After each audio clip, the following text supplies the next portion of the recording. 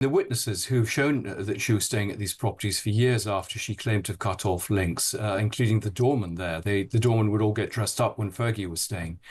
But yes, there's plenty of evidence that, I mean, £15,000 was nothing to Epstein. And to be honest, it's nothing for her.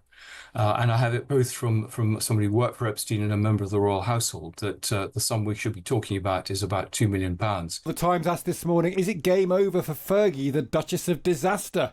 In the last 24 hours, 7 charities, including the British Heart Foundation and the Teenage Cancer Trust, have cut ties with Sarah Ferguson over an email she sent to Epstein describing him as a supreme friend. She wrote it after Epstein's conviction for procuring a child for prostitution. Of course, the Duchess of York's ex-husband Prince Andrew's own time as a working royal was ended after his links to Epstein became clear. How much further can the Yorks fall? Well, one man who knows the royal couple better than most is Andrew Lownie, author of the book The Rise and Fall of the House of York, which came out earlier this year. We can speak to him now. Andrew, good morning to you. Good morning. She stands charged really effectively of being a massive hypocrite. Is that right? Yes, and it doesn't surprise me. I found that in the course of my 4 years of research, I had to question everything she said in public. You couldn't believe a word she said. I've just been able to reveal today that she was actually in touch with Epstein for years afterwards, staying in his flats. So, this apology was, I have to say, not entirely genuine. And what she said, she said in public, I want nothing more to do with him. And then she wrote to him afterwards saying, I'm sorry I had to do that. I think you're a good person, really.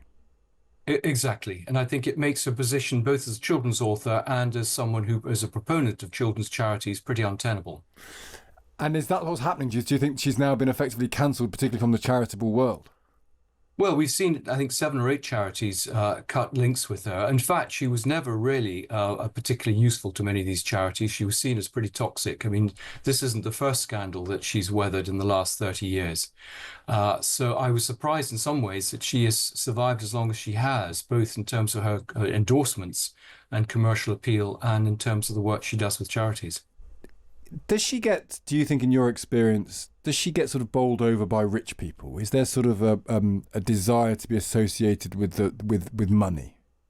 Yes, I mean, I think that's something that's true of both of the couple, and it goes right back to their childhoods. But yes, they've been surrounded by all sorts of pretty dodgy people. Certainly the sum of £15,000 that she seems to have sort of squandered her reputation on, I think is a lot larger than that. I mean, the figures I've been given is more like £2 million that Epstein gave her. And explain that to us, because this is the thing that you've uncovered. She's not accepted this, of course, but you think that there was a relationship where money in kind, she stayed at his property, that sort of thing? Yes, I mean, the witnesses who've shown that she was staying at these properties for years after she claimed to have cut off links, including the doorman there. The doorman would all get dressed up when Fergie was staying. But yes, there's plenty of evidence that, I mean, £15,000 was nothing to Epstein. And to be honest, it's nothing for her. And I have it both from somebody who worked for Epstein and a member of the royal household that the sum we should be talking about is about £2 million, which is why Epstein was pretty upset when she began to diss him in public. And that's what she apologised to him for? Yes, exactly. What does the royal family think of her? Well, it is extraordinary. I mean, she seems to sort of work her way back into their fold. I think they are concerned that she may well do an Andrew Morton and has secrets that she may reveal, which is why they keep her close. Oh. But, they can see that she's very damaging to their reputation. And my own feeling is they need to cut off this infected limb before it infects the whole body politic. The old Queen wasn't a fan, is that right? Yes, I mean, Fergie will claim that they were best friends and the Queen loved her, and that's why she has the corgis. But again, if you talk to anyone who knew the Queen well, she wasn't a fan of Fergie. She felt sorry for the granddaughters. She was grateful to her for taking Andrew off everyone's hands. But she certainly had no illusions about Sarah and her grifting. And yet they're in Frogmore Cottage, aren't they? They live in the royal estate. Presumably... Well, they live in Royal Lodge. I mean, they live in a 32-roomed house. Oh God! Crown Estate. And that's in the gift of the king.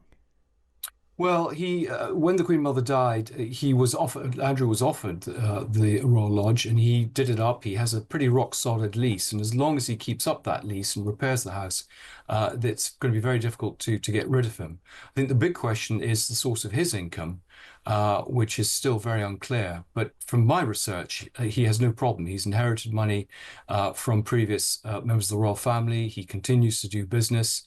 And he's managed to save some money. So I think getting him out of Royal Lodge is going to be very difficult. And William, the next king, might not be that fond of him either. No, I mean, we know William sees the reputational damage that he brings. I think he has no illusions about him. There's some sort of sentiment with Charles, which William doesn't have.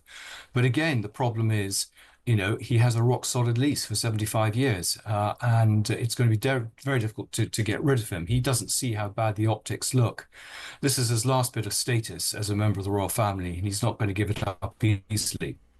And just finally, will she do something now? I mean, because this is very damaging. She's on a lot of the front pages.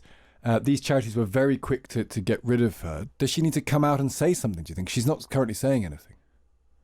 No, and she's never said anything. I mean, there have been a whole series of scandals, including, for example, huge unexplained payments to her, which emerged in various court cases. And she's always taken the view just to say nothing. And, clearly one wonders why.